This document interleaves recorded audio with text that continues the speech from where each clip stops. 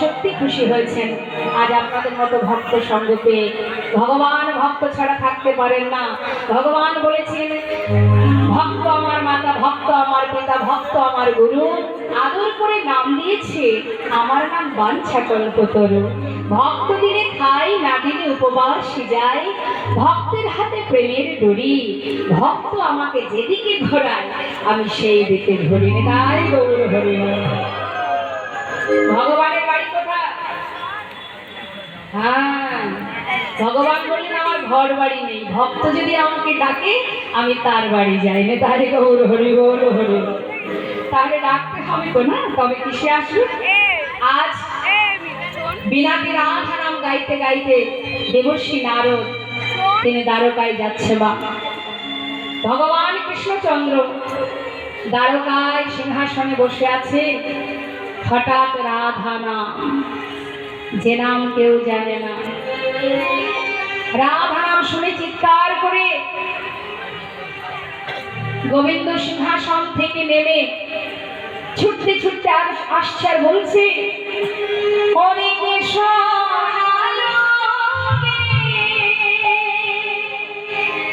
রাধা নাম কে শোনালো রে।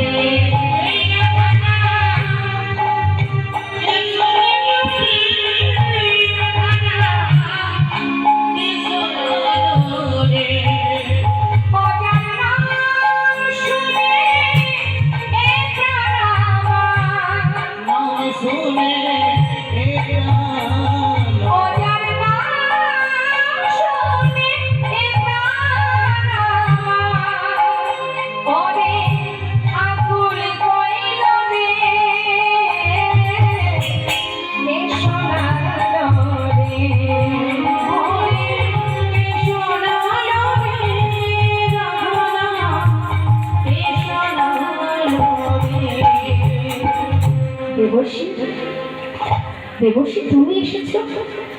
তোমাকে দেখে মনে হচ্ছে তুমি নিশ্চয় বৃন্দাবন থেকে এসেছো। দেবর্ষী, বৃন্দাবনবাসী কেমন আছে? আমার সখাগণ, আমার মাতা পিতা, তারা সবাই কুশলে আছে তো? দেবর্ষী নারদ বলছে, মহারাজ, হে রাজন, তারা কেমন আছে সে তো পরের কথা। আজ আমি বড় সাধ করে এলাম যে মহারাজ তুমি কেমন আছো সেটা দেখতে। আমি, হ্যাঁ মহারাজ, আর কত কাঁদাবে সবাইকে? প্রত্যেকের চোখের জল তোমার জীবনের অভিশাপ হয়ে দাঁড়াচ্ছে। আর কত অভিশাপ নেবে? মনে করে দেখো সেই কুরুক্ষেত্রের কথা, ভেবে দেখো মাতা গান্ধারীর কথা, কত মাকে কাঁদিয়েছো তুমি। সবার